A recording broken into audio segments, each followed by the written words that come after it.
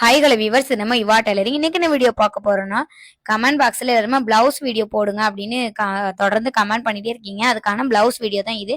இது வந்து back open வைக்க போறோம். அதனால வந்து ஃபோல்டிங்ல 1/2 இன்ச்ல ஒரு மார்க் பண்ணி லைன் போட்டிருக்கேன். கீழே தையலுக்கு 1 இன்ச்ல மார்க் பண்ணி ஒரு ஸ்ட்ரைட் லைன் போட்டிருக்கேன்.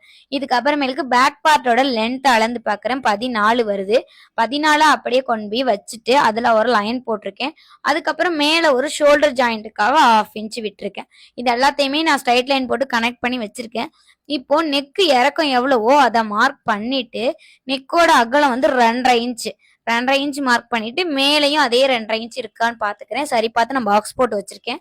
இதுக்கப்புறம் நான் வந்து ஷோல்டரை அப்படியே எடுத்துட்டு மார்க்கிங் போட்டிருக்கோம்ல கழுத்தோட அகலம், அந்த மார்க்கிங்ல இருந்து ஷோல்டர் ஜாயின் வரைக்கும் ஒரு மார்க் பண்ணிட்டு அதுக்கப்புறம் எக்ஸ்ட்ராவா 3/4 இன்ச் விடணும்.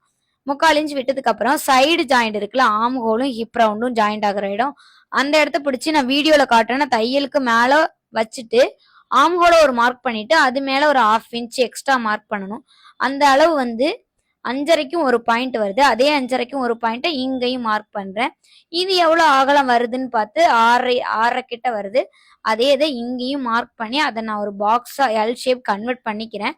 இதுக்கப்புறமே ஹிப் ரவுண்டை நான் பிளவுஸ்ல எவ்வளவு இருக்குன்னு அளக்குறேன். ஹூக் இருக்க பார்ட்டை மட்டும் நான் எடுத்துக்கிறேன். கை பார்ட்டை மட்டும் நான் கணக்குல எடுத்துக்க மாட்டேன். ஏன்னா இது ஒண்ணு மேல ஒண்ணு லேப் ஆக்குறதுனால ஏதாச்சும் ஒன்னதான் நீங்க அளவுக்கு எடுத்துக்கணும். எடுத்ததுக்கு அப்புறம் பார்ட் 2ல அடுத்த வீடியோ பார்க்கலாம். பார்ட் 2 வீடியோ வேணா கீழே பார்ட் 2ன்னு கமெண்ட் பண்ணுங்க. தேங்க்யூ.